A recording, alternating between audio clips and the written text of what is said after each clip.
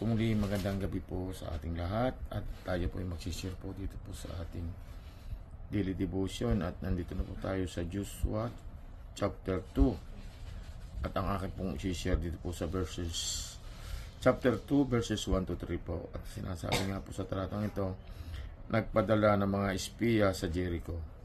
Buhat sa kampo ng Sitim, si Joshua na anak ni Nun ay nagpadala ng 2 espiya. Sila ay pinagbili na niya ng ganito, pumunta kayo sa lupain ng Kanaan, manmanan ninyo ito, lalong-lalo na sa lungsod ng Jericho. Pumunta nga sila at tumuloy sa bahay ni Rahab, isang babaeng nagbibinta ng panandaliang aliw, at doon sila nagpalipas ng gabi.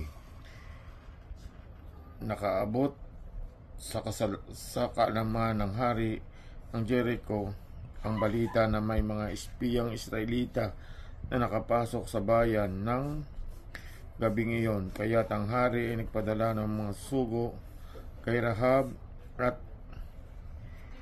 ipinasabi, ilabas mo ang mga lalaking nasa bahay mo na parito ang mga yan upang lihim na nagsisiyasat sa ating lupain. Purihin po ang Panginoon sa pagkabasa ng banal na salita. God bless everyone. Magandang gabi po sa ating lahat at muli po tayo mag-share sa ating daily devotion dito sa Joshua chapter 2 verse 4 hanggang 7. At ipinagsama ng babae ang 2 lalaki at ikinubli at sinabi niya, oo, ang mga lalaki ay naparito sa akin, ngunit hindi ko talastas kung sila ay taga saan. At nangyari sa mga oras ng pagsasara ng pintuang bayan ng madilim na ang lalaki ay lumabas at hindi ko talastas kung saan naparoon ang mga lalaki ngayon. Habulin ninyong madali sila sapagkat inyo silang haabutan. Ngunit kanyang isinampa sila sa bubungan at kinubli sa mga puno ng lino na kanilang inilagay sa maayos na bubungan. At hinabol ng mga tao sila sa daan na patungo sa Jordan hanggang sa mga tawiran, at pagkatapos ng humabol sa kanila ay kanilang sinarhan ang pintuang bayan. Amen. Magandang gabi po sa inyo lahat. Ang babasahin ko po ngayon, Joshua chapter 2 verse 8 to 11. At bago sila hinahiga ay sinampay niya sila sa bubungan. At sinabi niya sa mga lalaki, talastas ko na ibinibigay sa inyo ng Panginoon ang lupain at dinatnan kami ng pangingilabot sa inyo, at ang lahat na nanahan sa lupain ay nauupo sa harap ninyo. Sapagkat amin nabalitaan kung paano tinuyo ng Panginoon ang tubig sa dagat na mapula sa harap ninyo nang kayo lumabas sa Egypto, at kung ano ang inyong ginawa sa 2 hari ng mga Amorheyo na nangasad yako roon ng Jordan, kay Sihon at kay Og, na inyong lubos na pinuksa. At pagkabalita namin ay nanlungo ang aming puso ni walang dalawa na naiwan sa kaninumang tao dahil sa inyo, sapagkat ang Panginoon ninyong Diyos ay siyang Diyos sa langit sa itaas at sa lupa sa ibaba. Amen.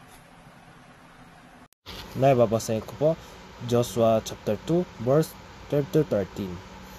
Nagayon isinasamo ko sa inyo, sumumpa kayo sa akin sa pangalan ng Panginoon, na kung paanong ako'y nagmagandang loob sa ninyo, ay magmamagandang loob naman kayo sa sangbahayan ng aking magulang. At bibigyan ninyo ako ng tunay na tanda, at inyong ililigtas na buhay ang aking ama, at ang aking ina, at ang aking mga kapatid na lalaki at babae, at ang lahat nilang tinatangkilik, at inyong iligtas ang maaming mga buhay sa kamatayan. Amen. Magandang gabi po sa ating lahat. Ang aking ibabahagi sa gabing ito ay inyong matutunghayan sa Joshua chapter 2 verses 14 to 17.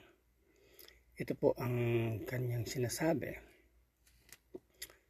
At sinabi ng mga lalaki sa kanya, ang aming buhay ay lalagak namin sa inyo kung hindi inyo ihahayag itong aming pakay, at mangyayari na pagka ibinigay sa amin ng Panginoon ang lupain, kami ay magmamagandang loob at magtatapat sa inyo.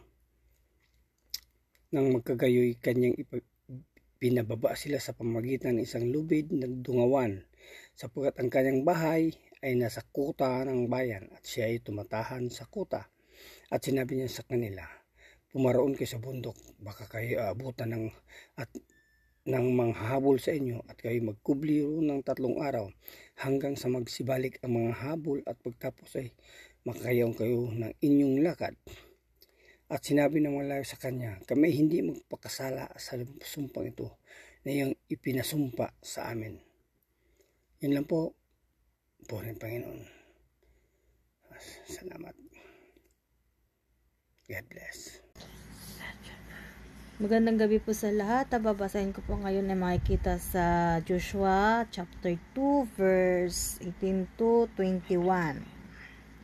Narito, pagka kami ay pumasok sa lupain, ay iyong itatali itong panaling pula sa dungawan na inyong pinagbabaan sa amin, at inyong pipisanin sa iyo sa loob ng bahay ang inyong ama at ang inyong ina at ang inyong mga kapatid at ang buong sangbahayan ng iyong ama.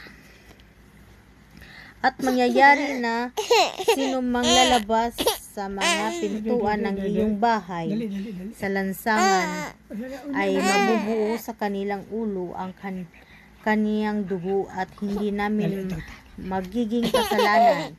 At sino mang kasama mo sa bahay ay mahuhulog sa aming ulo ang dugo niya, kung may magbuhat sa kanya ng kamay. Ngunit kung iyong ihayag itong aming pagpakay, ay hindi namin ipagkakasala ang pagkapanumpa sa iyo na iyong pinapanumpa sa amin. At kanya'y sinabi, ayon sa inyong mga salita, ay siya nawang mangyari, at kanyang pinapaalam sila, at sila yumaon, at kanyang itinali ang panaling pula sa dungawan. Yun lang po, purihin ang Diyos. God bless. Magandang pagpapalang gabi po sa ating lahat.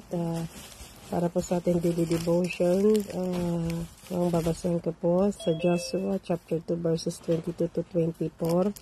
At ito po sinasabi, the spies went up into the hill country and stayed 3 days. The men who were chasing them searched everywhere along the road, but they finally returned without success. Then the 2 spies came down from the hill country, crossed the Jordan River, and reported to Joshua all that had happened to them. The Lord has given us the whole land, they said, for all the people in the land are verified of us.